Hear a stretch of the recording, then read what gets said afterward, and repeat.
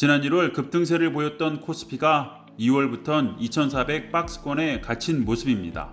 지수가 이렇게 지지부진한 와중에도 주가 흐름이 돋보이는 곳이 있습니다. 바로 2차전지 양극재 생산업체 에코프로비엠인데요. 코스피가 최근 한 달 사이 2% 가까이 떨어졌음에도 불구하고 에코프로비엠은 무려 60% 가까운 상승세를 기록 중입니다.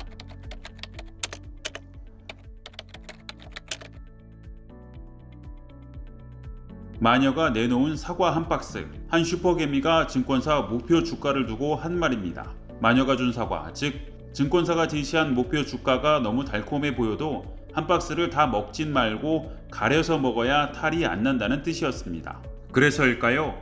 제대로 가려 먹질 못해서인지 내가 산 주식은 왜 목표 주가를 넘은 경험이 없을까요? 그런데 올해 초 에코프로비엠을 산 투자자라면 그 신비한 경험을 하셨을 겁니다. 적어도 중간에 팔지 않았다면요. 올해 첫 거래일 주당 93,400원에 거래를 마친 에코프로비엠은 최근 20만원을 훌쩍 넘긴 수준에서 거래 중입니다.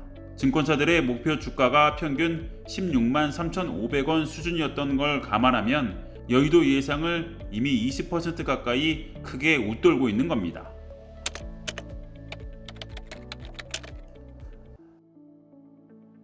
테슬라는 지난해만 하더라도 차량 가격을 수차례 올렸다가 올해는 글로벌 시장 전반에서 가격을 끌어내리고 있습니다. 차량값이 널뛰기를 하다 보니 테슬라는 시가 이런 반응까지 나올 정도인데요. 미국에선 일부 차량값을 무려 20% 가까이 낮췄으니 이해도 됩니다. 같은 차를 두고 먼저 산 소비자들은 배가 아플 상황이지만 에코프로비엠 같은 회사들은 웃음을 참기 힘듭니다. 테슬라 판매량이 늘다 보니 2차전지 관련주로 묶인 에코프로비엠은 낙수 효과를 본 것이죠. 중국 여객자동차협회에 따르면 지난달 테슬라의 중국 판매 대수는 지난해 같은 기간에 비해 무려 32% 증가한 84,400여 대로 집계됐다고 합니다. 손발이 맞아 들어가는 걸까요? 에코프로비엠은 지난해 1월 발생한 화재로 작업 중지 명령을 받았던 오창 공장의 생산도 최근 재개했습니다. 이 공장의 매출액은 지난 2020년 기준 515억 원 규모였는데 지난해 매출액과 비교하면 3.5% 수준을 담당하던 곳이었습니다.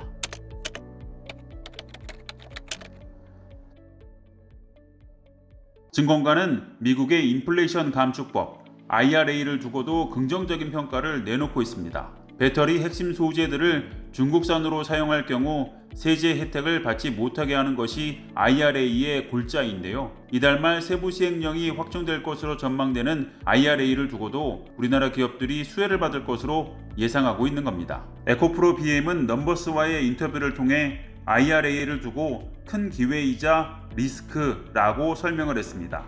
북미에 진출하는 한국 등의 소재 기업들에게는 기회가 될 것이란 뜻이었는데요.